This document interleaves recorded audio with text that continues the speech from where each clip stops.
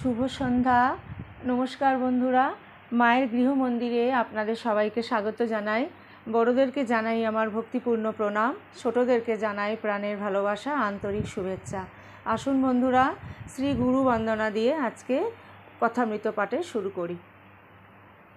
গুরুর ব্রহ্মা গুরুর বিষ্ণু গুরুর্দেব মহেশ্বরা গুরুরেব পরম ব্রহ্ম তস্मै শ্রী গুরবে নমঃ। অখণ্ডমণ্ডলাকারং ব্যপ্তং येन চরাচরং তৎপদং দর্শিতং येन তস্मै শ্রী গুরবে নমঃ।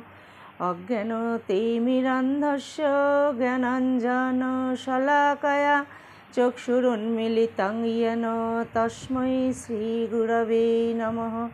ব্রহ্মানন্দং পরমসুখদং কেবলং জ্ঞানমূর্তিং দ্বন্দ্বাতীतं গগনসদৃশং তত্ত্বমস্যাদিলক্ষ্যम् एकं नित्यं विमलमचलं सर्वधि साक्षिभूतं भावातीतं त्रिगुणरहितं सद्गुरुं त्वं नमामि, सद्गुरुं त्वं नमामि, सद्गुरुं त्वं नमामि।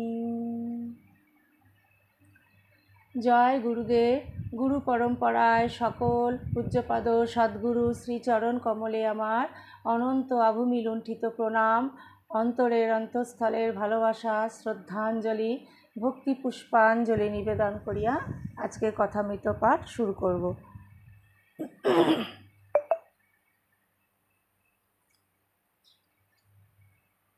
বন্ধুরা, আজ শ্রীম কথিত শ্রী শ্রী রামকৃষ্ণ কথামৃত প্রথম খণ্ড পবিত্র গ্রন্থখানি হইতে আমি 1882 খ্রিস্টাব্দের অক্টোবর মাসের অষ্টম পরিচ্ছেদ এই অংশ থেকে আজকে আমি পাঠ শুরু করব। তো প্লিজ বন্ধুরা, আপনারা আমার সঙ্গে থাকবেন।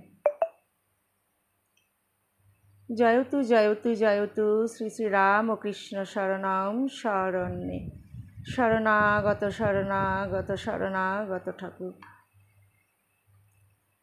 তব কথামৃতং তপ্ত জীবনম কবিভিরীরিতং কলমুষাপহম শ্রবণমঙ্গলম শ্রীমদাততং ভুবি গৃণন্তি ভূরিদা জনঃ। শরণাগত শরণাগত শরণাগত ঠাকুর। অষ্টম পরিচ্ছেদ। ইয়ৎ সাংখ্যৈ প্রাপ্যতে স্থানম তদ যোগৈরপি গম্যতে একম সাংখ্যঞ্চ যোগঞ্চ ইয়ঃ পশ্যতি স পশ্যতি।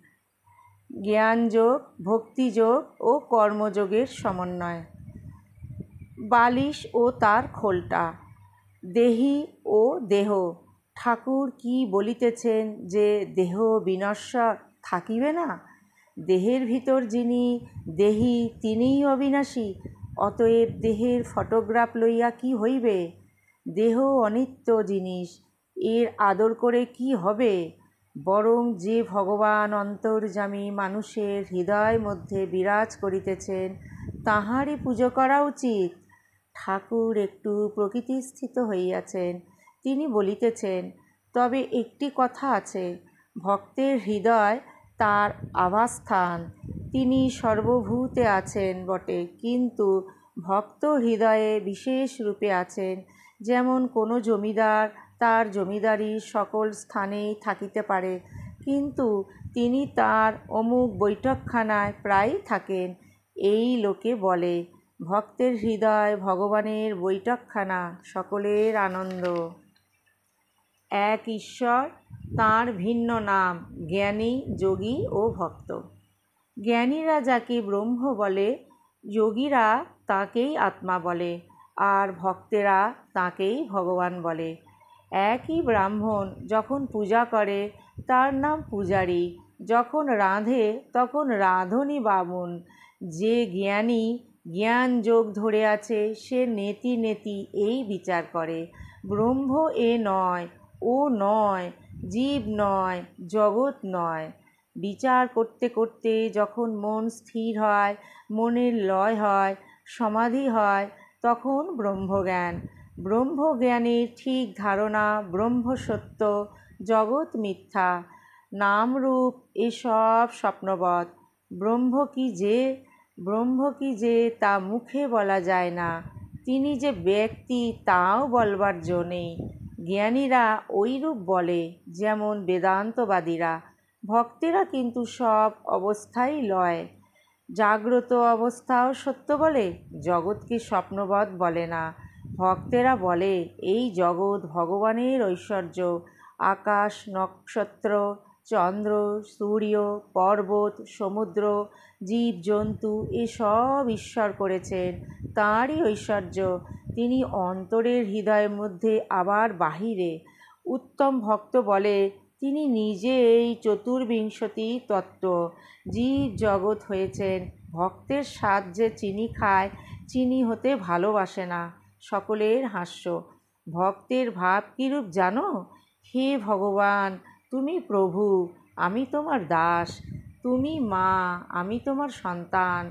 আবার তুমি আমার পিতা বা মাতা। তুমি পূর্ণ, আমি তোমার অংশ। ভক্ত এমন কথা বলতে ইচ্ছা করে না যে আমি ব্রহ্ম। যোগী ও পরমাত্মাকে সাক্ষাৎকার করতে চেষ্টা করে। উদ্দেশ্য জীবাত্মা ও পরমাত্মার যোগ। যোগী বিষয় থেকে মন কুড়িয়ে লয় ও পরমাত্মাতে মন স্থির করতে চেষ্টা করে। তাই প্রথম অবস্থায় নির্জনে স্থির আসনে অনন্যমন হয়ে ধ্যান চিন্তা করে, কিন্তু একই বস্তু, নাম ভেদ মাত্র। যিনি ব্রহ্ম, তিনিই আত্মা, তিনিই ভগবান। ব্রহ্মজ্ঞানীর ব্রহ্ম, যোগীর পরমাত্মা, ভক্তের ভগবান। নবম পরিচ্ছেদ।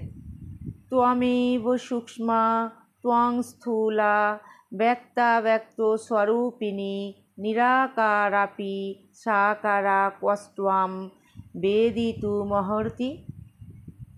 বেদ ও তন্ত্রের সমন্বয়, আদ্যাশক্তির ঐশ্বর্য। এদিকে আগ্নেয়পথ কলিকাতার অভিমুখে চলিতেছে। ঘরের মধ্যে শ্রীরামকৃষ্ণকে যাহারা দর্শন ও তাঁহার অমৃতময়ী কথা শ্রবণ করিতেছেন, তাঁহারা জাহাজ চলিতেছে কিনা এ কথা জানিতেও পারিলেন না। ভ্রমর পুষ্পে বসিলে আর কি ভনভন করে? ক্রমে পথ দক্ষিণেশ্বর ছাড়াইল। সুন্দর দেবালয়ের ছবি দৃশ্যপটের বহির্ভূত হইল।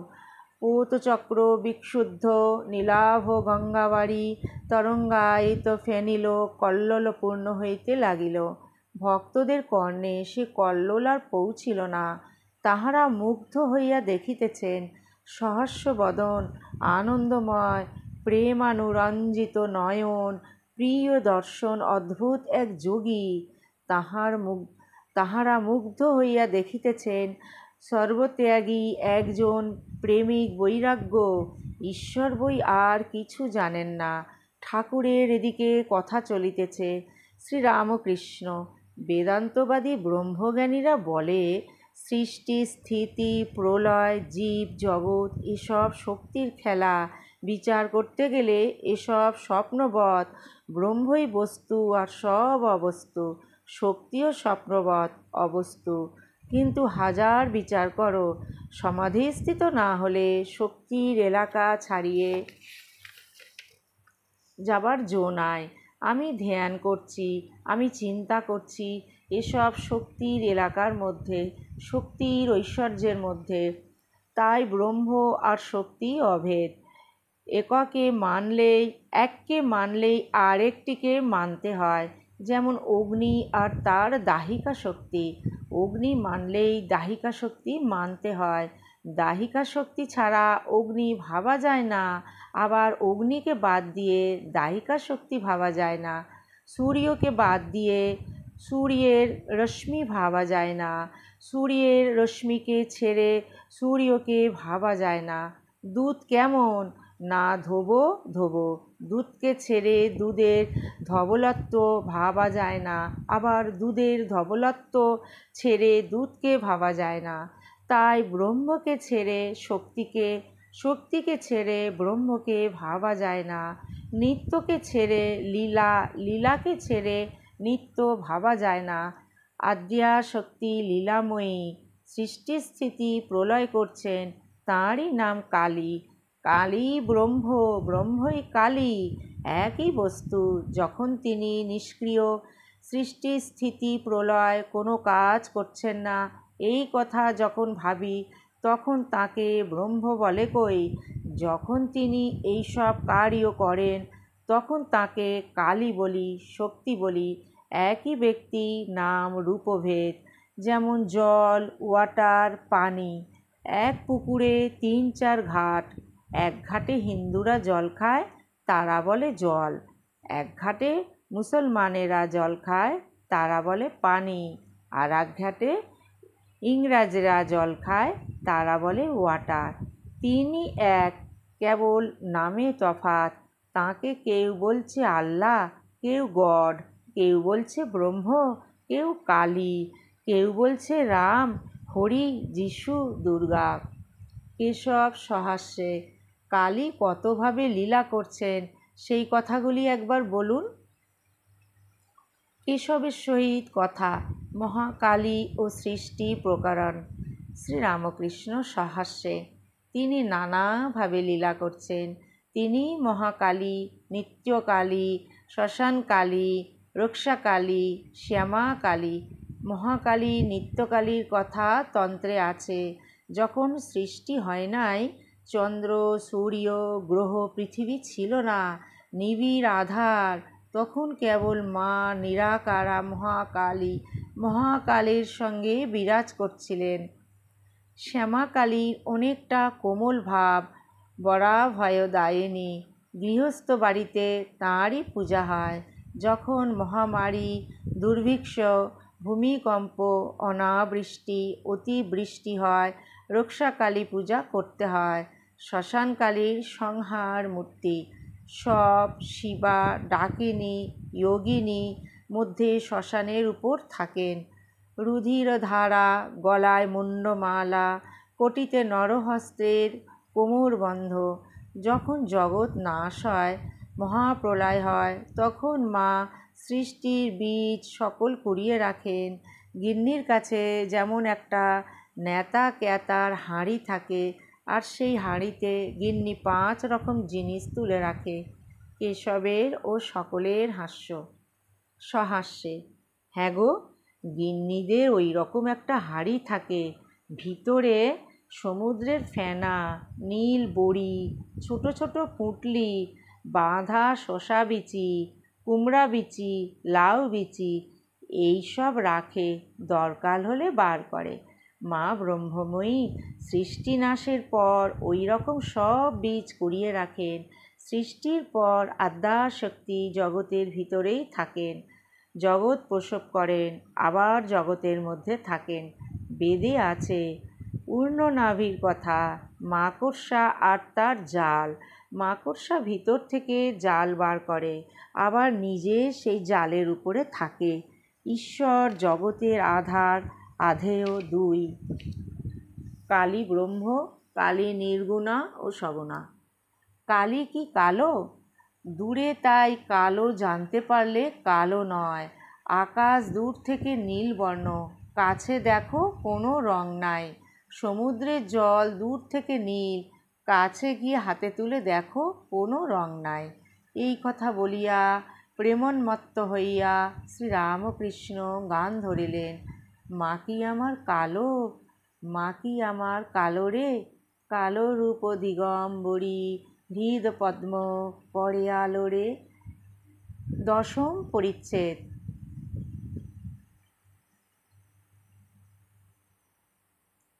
পরিচ্ছেদ। ত্রিভির্গুণ ময়ীর্ভাবৈরেভি সর্বমিদং জগৎ মোহিতং নাভিজানাতি মামেভ্য পরমব্যয়ম। এ সংসার কেন? শ্রীরামকৃষ্ণ কেশবাদির প্রতি। বন্ধন আর মুক্তি দুইয়ের কর্তাই তিনি। তাঁর মায়াতে সংসারী জীব কামিনী কাঞ্চনে বদ্ধ, আবার তাঁর দয়া হলেই মুক্ত। তিনি ভাববন্ধনের বন্ধনহারিণী তারিণী। এই বলিয়া গন্ধর্ব নিন্দিত কণ্ঠে রামপ্রসাদের গান গাইতেছেন। শ্যামা মাউরাচ্ছ ঘুরি, আশা বায়ু ভরে উড়ে, বাঁধা তায়ে মায়া দড়ি। ঠাকুর এই গান গাইতেছেন। তিনি লীলাময়ী, এ সংসার তাঁর লীলা। তিনি ইচ্ছাময়ী, আনন্দময়ী। লক্ষ্মীর মধ্যে একজনকে মুক্তি দেন। ব্রাহ্মভক্ত মহাশয়, তিনি তো মনে করলে সকলকে মুক্ত করতে পারেন, কেন তবে আমাদের সংসারে বদ্ধ করে রেখেছেন? শ্রীরামকৃষ্ণ, তাঁর ইচ্ছা যে তিনি এইসব নিয়ে খেলা করেন। বুড়িকে আগে থাকতে ছুঁলে দৌড়াদৌড়ি করতে হয় না। সকলেই যদি ছুঁয়ে ফেলে, খেলা কেমন করে হয়? সকলেই ছুঁয়ে ফেললে বুড়ি অসন্তুষ্ট হয়, খেলা চললে বুড়ির আহ্লাদ। তাই লক্ষ্মীর দুটো একটা কাটে, হেসে দাও মা হাত চাপড়ি, সকলের আনন্দ। তিনি মনকে আঁখি ঠেরে ইশারা করে বলে দিয়েছেন, যা এখন সংসার করবে যা, মনের কি দোষ? তিনি যদি আবার দয়া করে মনকে ফিরিয়ে দেন, তাহলে বিষয় বুদ্ধির হাত থেকে মুক্তি হয়, তখন আবার তাঁর পাদপদ্মেই মন হয়। ঠাকুর সংসারীর ভাবে মার কাছে অভিমান করে গাইতেছেন, আমি ওই খেদে খেদ করি।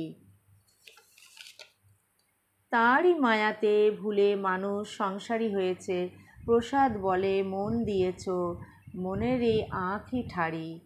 কর্মযোগ সম্বন্ধে শিক্ষা, সংসার ও নিষ্কাম কর্ম।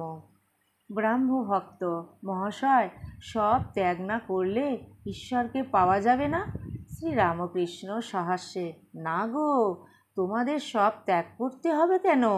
তোমরা রসে বসে বেশ আছো। সারে মাতে সকলের হাস্য, তোমরা বেশ আছো। নকশ খেলা জানো? আমি বেশি কাটিয়ে জ্বলে গেছি।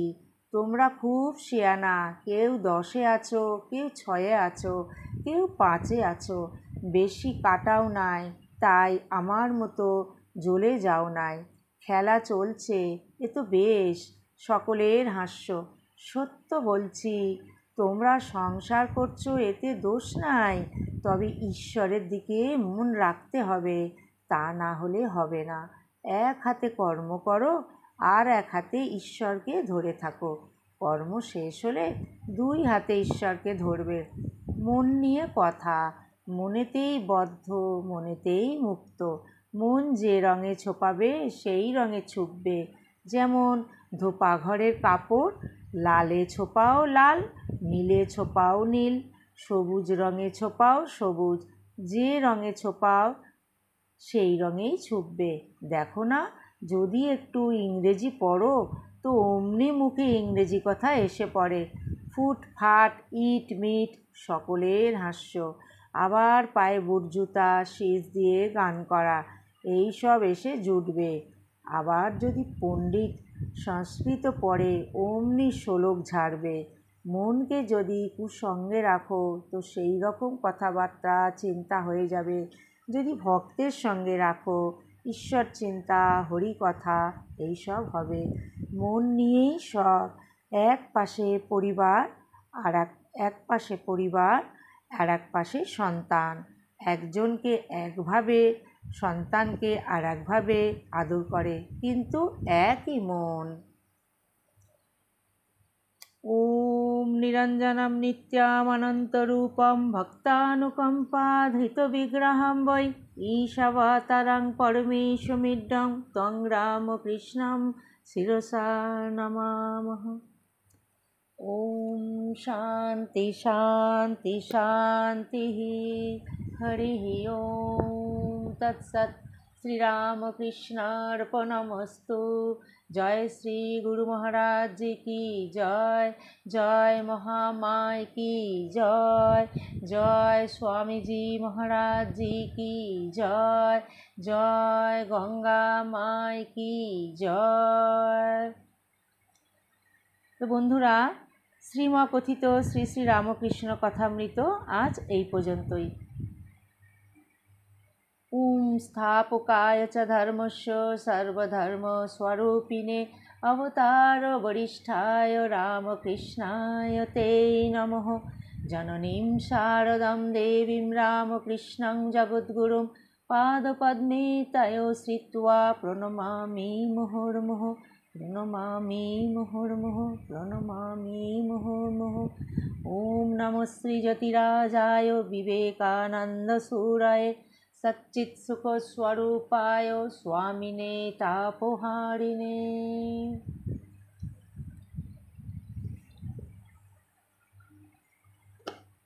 বন্ধুরা, শ্রী শ্রী রামকৃষ্ণ কথামৃত আজকে এই পর্যন্তই। মায়ের চরণে প্রার্থনা করি, মা তার সকল সন্তানদের নিজ নিজ সাধন জীবন সদা সর্বদা যেন মা রক্ষা করেন, আর সকলকে মা যেন কৃপা করেন, সবাইকে মা যেন ভালো রাখেন, আনন্দে রাখেন, মা যেন সুস্থ রাখেন। আপনারা সবাই খুব ভালো থাকবেন, আনন্দে থাকবেন, সুস্থ থাকবেন। মায়ের কৃপা তার সকল সন্তানদের উপরে অঝোর ধারায় বর্ষিত হোক, এই মায়ের চরণে ব্যাকুল প্রার্থনা জানাই। যদি এই শ্রী শ্রী রামকৃষ্ণ কথামৃতের নিয়ত অনুধ্যান আপনাদের ভালো লেগে থাকে, তো বন্ধুরা প্লিজ চ্যানেলটিকে আপনারা সাবস্ক্রাইব করে সদা সর্বদা আমার পাশে থাকবেন, আর কমেন্টে জানাবেন কীরকম লাগছে আপনাদের এই কথামৃত অনুধ্যান। পরবর্তী আবার আরেকটি অন্য ভিডিও নিয়ে আপনাদের সামনে উপস্থিত হচ্ছি। ততক্ষণ পর্যন্ত আমরা সবাই মাকে নিয়ে থাকি। জয়তু জয়তু জয়তু শ্রী শ্রী রামকৃষ্ণ শরণং শরণ্যে। শরণাগত শরণাগত শরণাগত ঠাকুর।